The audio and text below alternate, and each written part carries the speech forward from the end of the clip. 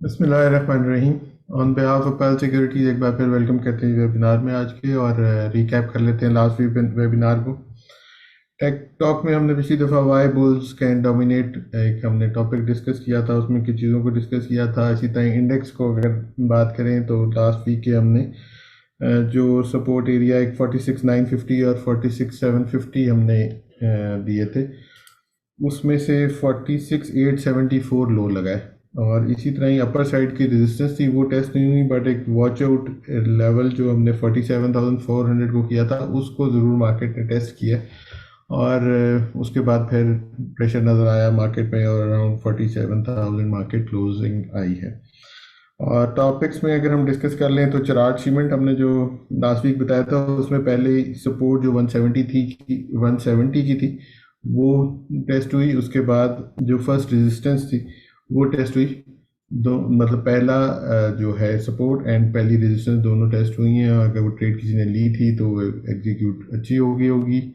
और उसके बाद फिर उसमें थोड़ा प्रेशर देखने में नजर आया। इसी तरह ही आशा स्टील की बात करें तो उसका ट्रेड प्लान इंटैक्ट है। और ईपीसीएल और डिवान फार्म मोटर दोनों के दोनों अपर साइड के टारगेट्स हिट हुए हैं। तो ये लास्ट वीक की जो ट्रेड प्लान से उनका अपडेट था, जो कि काफ़ी मेरा ख्याल है बेहतर ही रहा। अच्छा, उसके बाद अब आज का टेक टॉक स्टार्ट करते हैं। और मार्केट जिस तरह से एक रेंज में फंसी हुई है और मूवमेंट मार्केट में बहुत एक लिमिटेड सी नज़र आ रही है, वॉल्यूम्स थोड़े इश्यूज बने हुए हैं, तो सब चीज़ों को देखते हुए हमने इस दफ़ा टेक टॉक में एक टॉपिक डिस्कस करेंगे हम, why sideways markets are frustrating. तो ये टॉपिक है इस दफ़ा का टेक टॉक का। तो ओवर टू फराज। जी फराज। जी अस्सलाम वालेकुम सर। अच्छा, रेंज में चल रही है मार्केट काफ़ी टाइम से। 14 जून को जो हाई लगा था उसके बाद से जो आपकी मार्केट चल रही है वो तकरीबन 2.5 महीने का फेज़ हो चुका है और यहाँ पे जो है रेंज नहीं ख़त्म होने को दे रही और बहुत ज़्यादा फ्रस्ट्रेशन है। और यहाँ पे जो ऐसी साइडवेज होती है इसको ट्रेड करना बहुत मुश्किल होता है। इसीलिए हम हर अपने वेबिनार में यही रिकमेंड करते रहें कि 48,100 से ऊपर का ब्रेकआउट लगे फिर जाके इसमें काम करना शुरू करें। अगर बहुत कोई अर्जेंसी है, ट्रेड्स लेनी है, तो जो टॉपिक्स बताते हैं उसमें से उसको स्टॉप लॉस को रिस्पेक्ट देते हुए काम किया जा सकता है। अब यहाँ पे जब आपकी साइडवेज मार्केट्स होती हैं ये क्यों जो है इतनी मुश्किल हो जाती है इसमें ट्रेड करना। अब बहुत से स्टॉक्स होते हैं ऊपर जा रहे होते हैं, इंडेक्स को नहीं फॉलो कर रहे होते, और बहुत से स्टॉक्स होते हैं वो नीचे जा रहे होते हैं, इंडेक्स आपका रेंज में चल रहा होता है, ठीक है।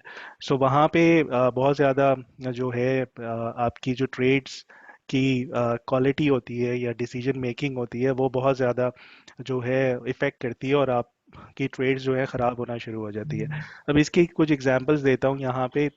इसको ना चार उसमें कैटेगरी में हम डिवाइड कर सकते हैं कि जहाँ पे आपकी स्टॉक्स रिलेट कर रहे होते हैं इंडेक्स के साथ और जहाँ नहीं कर रहे होते।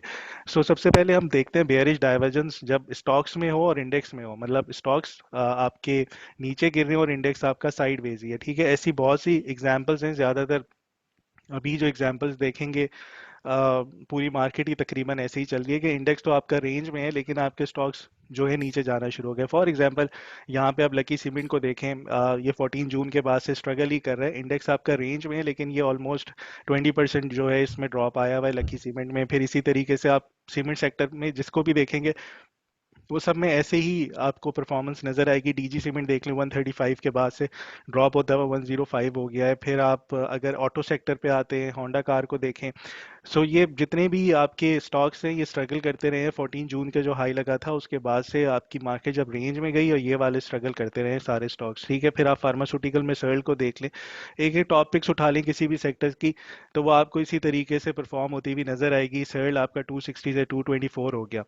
अब ये जो होता है इंडेक्स और इसकी स्टॉक्स के दरमियान की डाइवर्जेंस जो होती है ये बहुत फ्रस्ट्रेटिंग होती है कि इंडेक्स वहीं पर ही है और आप जो है क्या कहते हैं इस आपके स्टॉक्स नीचे जा रहे हैं। 20% ड्रॉप हो गया, 30% ड्रॉप हो गया। तो इसीलिए यही सजेस्ट करते हैं कि जब तक इंडेक्स आपका ब्रेकआउट ना दे, मोमेंटम ना बनाए, पूरे बोर्ड पे आपके वॉल्यूम लीडर्स जो आपके मेन बोर्ड स्क्रिप्ट्स हैं वो परफॉर्म करते हुए ना लगे आपको, उस टाइम तक बेहतर है कि इस साइड में मार्केट को उसी तरीके से प्ले करें। फिर जहाँ पे जो आपको अट्रैक्ट करती है मार्केट के, नहीं नहीं मार्केट ठीक है, साइडवेज में भी पैसे बनते हैं, वहां पे क्या होता है। अब बहुत से स्टॉक्स ऐसे हैं, जैसे एग्जांपल देता हूँ, ये पता नहीं 100 इंडेक्स में आता है नहीं आता, एवीएन, लेकिन हम चूंकि इंडेक्स को देखते हुए ही बहुत से स्क्रिप्ट्स को ट्रेड कर रहे होते हैं। अब एवीएन एक एग्जांपल है यहाँ पे कि ये 90 से 124 हो गया, फिर आपका ईपीसीएल था वो हो गया, फिर आपका ऐसे बहुत से स्टॉक्स हैं। ईपीसीएल आपका 48 से 64 की एक अपसाइड थी, इंडेक्स आपका रेंज में ट्रेड कर रहा है।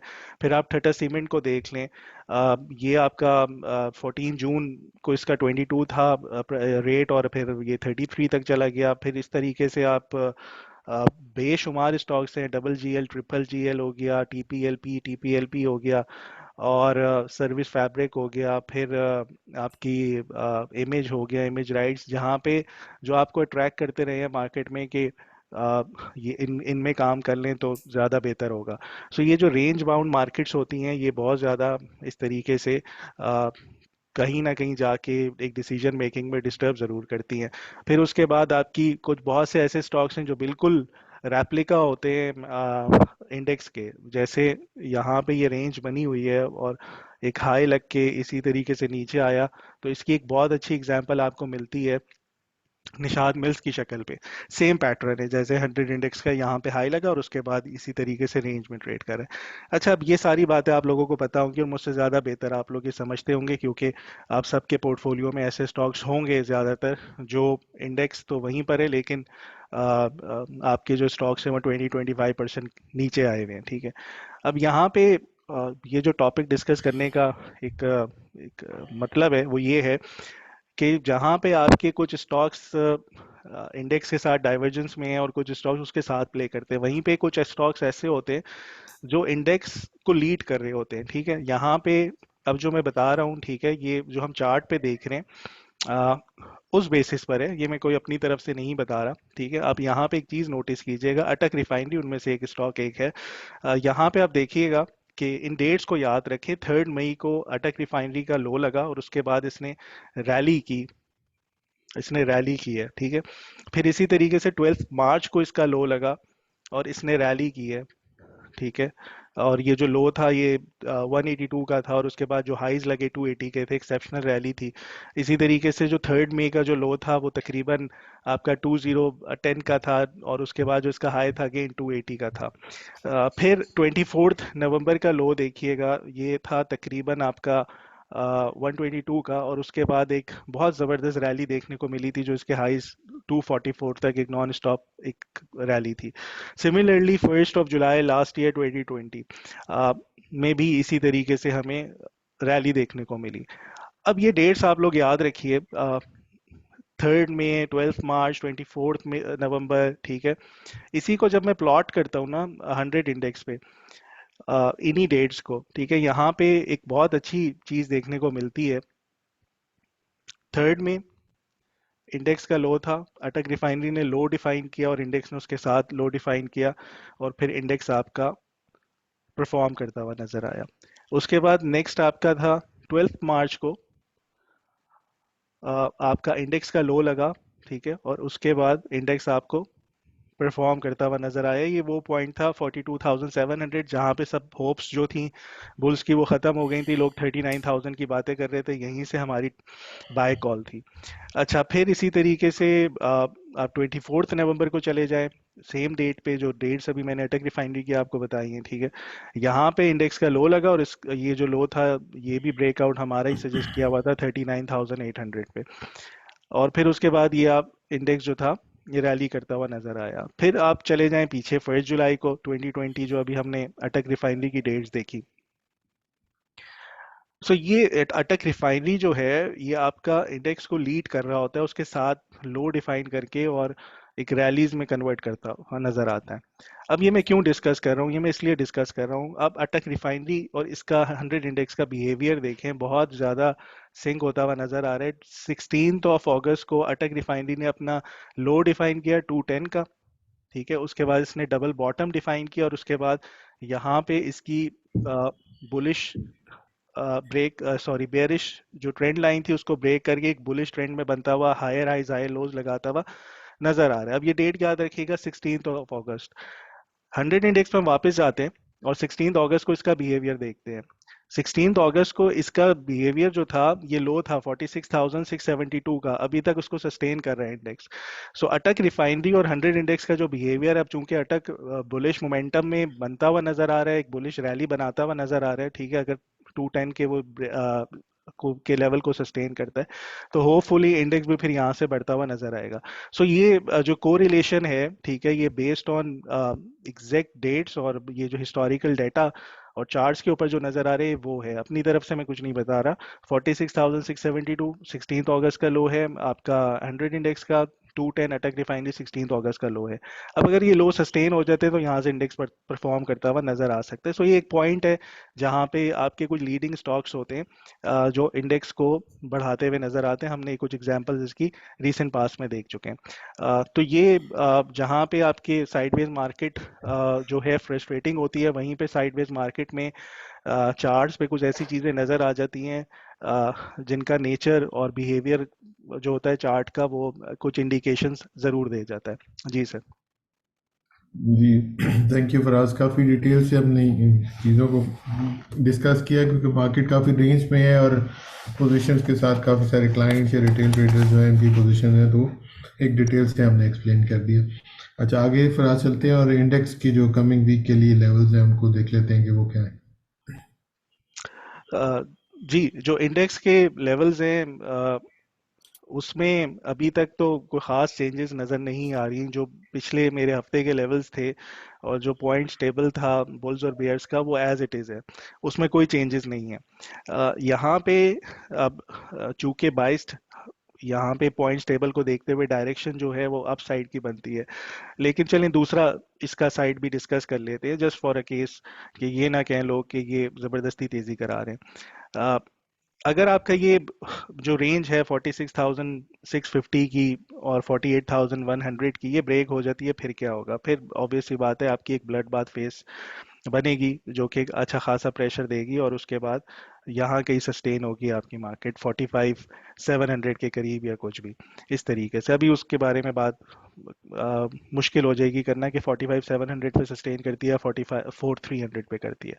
सो ये वर्स्ट केस सिनेरियो है इसका कि अगर ये यहाँ से ड्रॉप होती है तो ब्लड बाथ आएगा और उसके बाद आपके एक स्लिंग शॉट इफेक्ट नजर आएगा, जो कि इंडेक्स दोबारा बाउंस कर जाएगा। उसमें जब ये सिनेरियो आपका बनेगा, उसमें आपके बेयर्स के पॉइंट्स अगेन ज़्यादा हो जाएंगे, क्योंकि लोअर हाइज लोअर लोज लगना शुरू हो जाएंगे, एक बेयर का पॉइंट वो ऐड हो जाएगा। फिर उसके बाद अगर आपको याद हो कि 21 एक्सपोनेंशियल मूविंग एवरेज वीकली की है, वो 46,650 या 700 के करीब आ रही है। अगर वो वीकली बेसिस पे क्लोज करती है उसको, मैं दिखा भी देता हूँ ताकि लोग कंफ्यूज ना हो। अभी तक उसने अपना बुलिश ट्रेंड जो है वो ब्रेक नहीं किया। आई मीन अभी तक वो सस्टेनेबल है, उससे ऊपर ही सस्टेन हो रही है। और ये आती है आपकी 21 एक्सपोनेंशियल है। सो अभी तक आपका जो इंडेक्स है इसको रिस्पेक्ट दे रहा है काफ़ी ज़्यादा, और ये वीकली बेसिस पर है। सो इसको वीकली बेसिस पर ही देखना पड़ेगा। नेक्स्ट फ्राइडे इससे ऊपर ही रहना चाहिए, जो कि अभी फ़िलहाल आ रही है 46,780 पे। तो ये दो पॉइंट्स फिर मजीद उनके पास ऐड हो जाएंगे बेयर्स के बाद, फिर मार्केट आपकी उस तरीके से हो जाएगी। अब यहाँ पे एक चीज़ बहुत इंपॉर्टेंट है इस पूरे इसमें जो ये जो सिनेरियो प्ले हो रहा है इस रेंज बाउंड का, यहाँ पे इसका बिहेवियर देखिएगा। मैं एक चीज़ दिखाता हूँ आपको। ये जो कंसोलिडेशन फेज था अ, ये वाला, और ये चल रहा था आपका तकरीबन 5 अक्टूबर से शुरू हुआ और उसके बाद 24 नवंबर तक, या थोड़ा सा इसको एक्सटेंड करते हैं, जब ये रेंज से बाहर निकला तो ये दिसंबर के स्टार्ट में फर्स्ट वीक में आपका ब्रेक हुआ था, और उसके बाद ये मार्केट बनना शुरू हो गई। अगर मैं इसका क्लोन बनाऊं, इसकी फोटो कॉपी लूं और इसको एज इट इज़ रखूं, तो हमने देखा कि नेक्स्ट कंसोलिडेशन फेज में भी उसने इतना ही टाइम लगाया, बिल्कुल एज इट इज़ है, कॉपी है उसकी, ठीक है, इतना ही टाइम लगाया और उसके बाद ब्रेकआउट लगा। सो जो साइक्लिक बिहेवियर है टाइम साइकिल्स का, वो तो अब फिलहाल इसमें यही चल रहा है। अब अगेन मैं इसका एक और क्लोन बनाता हूँ और इसको मैं प्रोजेक्ट करता हूँ इसके ऊपर। तो ये ऑलमोस्ट जो नंबर ऑफ डेज थे, उसके नंबर ऑफ सेशंस थे, वो तकरीबन कंप्लीट हो चुके हैं, बल्कि 2 दिन एक्स्ट्रा हो गए हैं। तो ये कंसोलिडेशन का टाइम तो यहाँ से पूरा हो गया है। मेजर सपोर्ट पे है आपका इंडेक्स, ठीक है। अभी एक अटक रिफाइनरी की एग्जांपल दी थी, वो लीड कर रहा है इंडेक्स को फिलहाल। सो ये चीज़ें जो हैं यहाँ पे 46,900 950 या 46,650, ये जितना आपका रीजन डिफाइन हुआ हुआ है इन दो सपोर्ट लेवल्स के दरमियान, 46,675 46,950, ये बहुत इंपॉर्टेंट जोन है आपका। ये सस्टेन कर जाता है, यहाँ पे ग्रीन कैंडल्स बनना शुरू हो जाती हैं, तो आपकी जो बाइंग है वो दोबारा मोमेंटम बनती हुई नज़र आ जाएगा। अगेन, क्या यहाँ पे बाय करना है? नहीं। बेहतर यही है कि आप लोग इस लेवल्स को देखें, 48,100 से ऊपर आपकी ब्रेकआउट लग जाती है तो फिर आपका ये जो है मोमेंटम बनता हुआ नजर आएगा। सो ये लेवल्स हैं, ये सपोर्ट जोन बहुत इंपॉर्टेंट है। फिर आप एक वॉच आउट लेवल देख लें, 47,400, ये लास्ट वीक में दो सेशंस इससे ऊपर क्लोज हुए, लेकिन मोमेंटम नहीं था, तो वॉल्यूम्स नहीं थे, और अगेन वो दोबारा नीचे सपोर्ट जोन को आके उसने टेस्ट कर लिया। सो ये सपोर्ट जोन बहुत इंपॉर्टेंट है, रेजिस्टेंस और ब्रेकआउट लेवल बहुत इंपॉर्टेंट है, रेंज का ब्रेक होना बहुत इंपॉर्टेंट है मार्केट की डायरेक्शन के लिए। जी सर।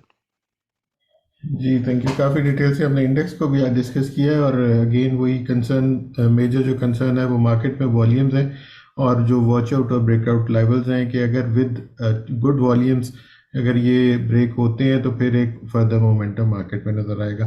तो फिर आज आगे चलें और कमिंग वीक के लिए टॉपिक्स को देख लेते हैं। जी, टॉप पिक्स की बात करें तो इस वीक के लिए स्टॉप लॉस के साथ कोई ट्रेड करना चाह रहा है या इन लेवल्स को देखें, तो नेशनल रिफाइनरी जो है वो एक कंसोलिडेशन बॉक्स में है।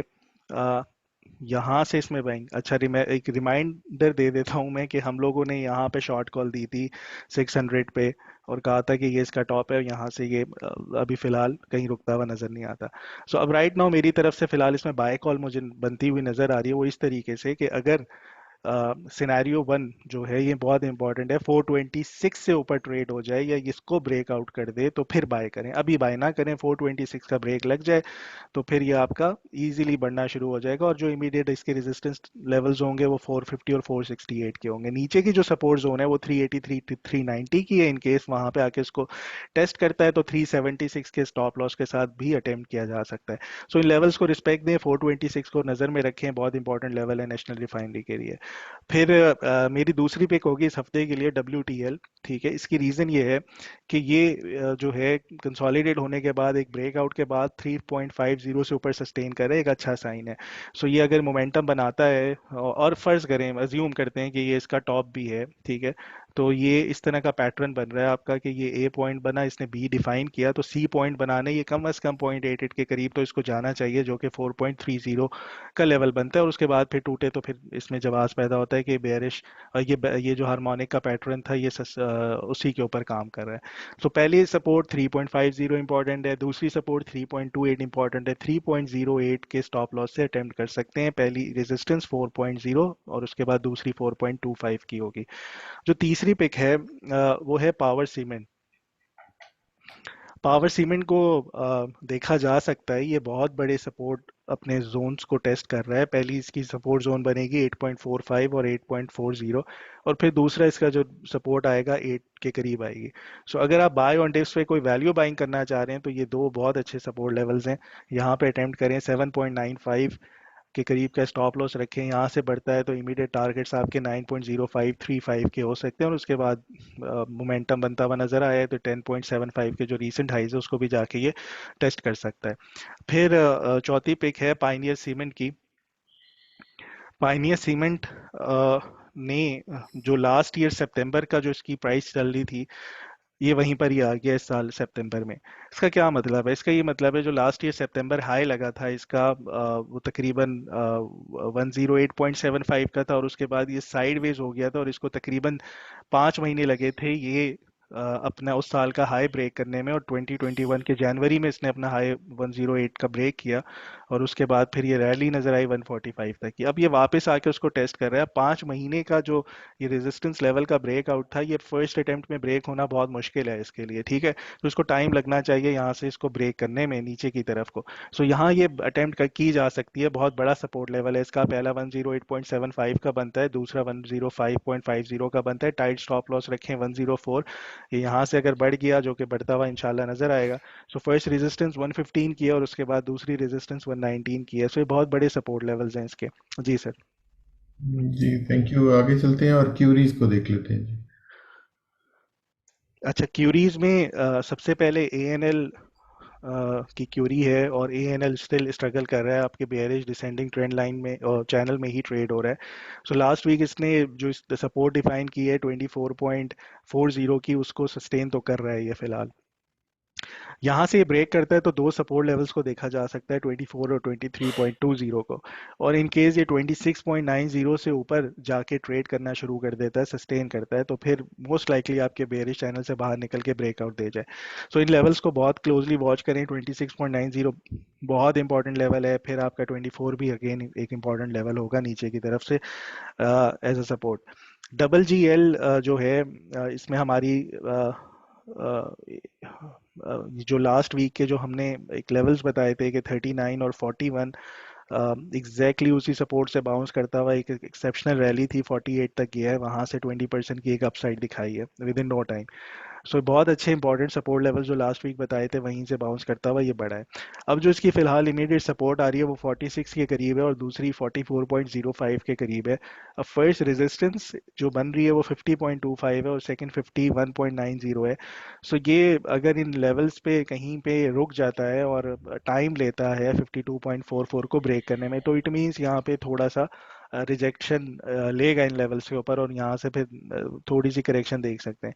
सो 52.40 बहुत इंपॉर्टेंट लेवल है, इसको भी देखिएगा। ये ब्रेकआउट नहीं देता तो यहाँ पे प्रॉफिट्स बुक करके थोड़ा सा साइडवेज इसमें इसको होना चाहिए, और 52.40 को ब्रेक कर जाता है तो फिर ऑब्वियस सी बात है, फिर आपके नए हाइज लगना शुरू हो जाएंगे। फिर आपका आ जाता है GHGL। GHGL में जो सिनेरियो है वो हायर हाइज हायर लोज का है और एक अच्छी मोमेंटम ट्रेंड लाइन बन बन रही है, एक बुलिश ट्रेंड लाइन है। तो सपोर्ट पे इसको अटेम्प्ट कर सकते हैं। 48.50 एक अच्छी सपोर्ट है, फिर 47.50 दूसरी सपोर्ट है। फर्स्ट रेजिस्टेंस जो बन रही है 51.75 है, ये एक इमीडिएट ब्रेकआउट लेवल इसको कंसिडर कर सकते हैं। ये ब्रेक हुआ तो फिर ये 55 को जाके टेस्ट कर सकता है। फिर मीडिया टाइम्स को देखें।